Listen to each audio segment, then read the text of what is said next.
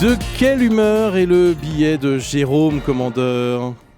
Eh bien, on va parler de la Corée du Nord, bien sûr, et de Kim Jong-il, son décès. De nombreux quotidiens reviennent, bien sûr, sur la mort du dirigeant nord-coréen, survenu samedi, ce qui est d'ailleurs la marque de fabrique d'une bonne dictature. C'est le temps qui s'écoule entre le décès de son dirigeant et son annonce, pour que la propagande ait le temps de s'organiser. 2 jours pour la Corée du Nord, donc Standard & Poor's vous laisse votre triple A, la Corée du Nord. Ils vous emmènent... mettent même 2 de plus, c'est pour eux, c'est cadeau, ça leur fait plaisir. Alors courrierinternational.com note avec pertinence que les vidéos où l'on voit son peuple pleurer Kim Jong-il exagérément sont par définition destinées à l'étranger, puisque son peuple n'a pas internet. Oui, évidemment, ça se tient. Oui.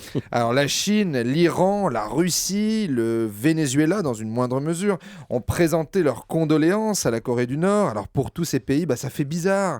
C'est le patron, c'est le taulier qui s'en va. Poutine et Ahmadinejad à côté de Kim Jong-il, c'est Laurie et Jennifer, quoi. C'est des majorettes qui ont perdu leur bâton dans la rue principale du village. Un régime où l'armée veille malgré tout à ce que les Nord-Coréens pleurent bien leur ancien dirigeant sous peine d'emprisonnement, a-t-on pu lire. Alors, pleurer Kim Jong-il, d'accord, mais pleurer quoi ? On imagine le petit papy nord-coréen devant son petit-fils. Quand on pleure une dictature, c'est tout l'inverse de quand on pleure une démocratie. C'est une page qui se tourne, mon petit-fils. C'est dur. Avec Kim Jong-il, on avait le droit de rien. Mais est-ce que son fils, il va garder tout ça ? Est-ce qu'il va garder le couvre-feu ? L'espionnage politique entre les voisins ? Est-ce qu'il va continuer à se taper des prostituées ? À acheter des villas en Europe ? À se goinfrer de grands crus ? À acheter des Mercedes par paquet de 200 ? À couvrir son pays de statues pendant que nous, on crève la dalle ? On sait pas. Nous, on vit dans des immeubles dans lesquels il n'y a pas l'eau, ce qui nous oblige à faire des kilomètres à pied pour aller chercher de l'eau dans des seaux pour faire bouillir des racines. Ils remettent l'eau dans l'immeuble, on fait quoi ? J'ai peur, je sais pas où on va. Ou la mouchoir. Ah oui, mais je pleure.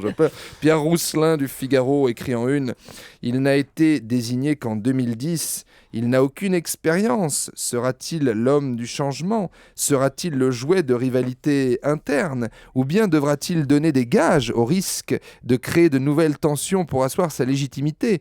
Je me suis dit, mais quel intérêt de faire un édito sur François Hollande aujourd'hui précisément ? Et en fait, rien à voir, puisqu'il s'agit de Kim Jong-un, Kim Jong-un, le successeur de Kim Jong-il. Alors c'est le 1, mais c'est le 3, puisque c'est le 3e fils.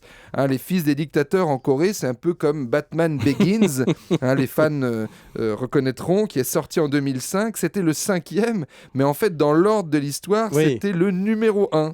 Alors lui, c'est le 1, mais dans l'histoire, c'est le 3. Alors pourquoi le 3e, me direz-vous ? Parce que le 2e fils de Kim Jong-il s'est fait choper à la frontière pour avoir tenté d'aller visiter Disneyland. Ça la fout mal pour le fils du soleil. Et le 2e a été éliminé de la succession pour, je cite aujourd'hui en France, manque de virilité. Donc, merci. C'était pas fini. C'était pas fini. Alors allez-y. Vous voulez finir ? Oui, je vais faire une petite chute.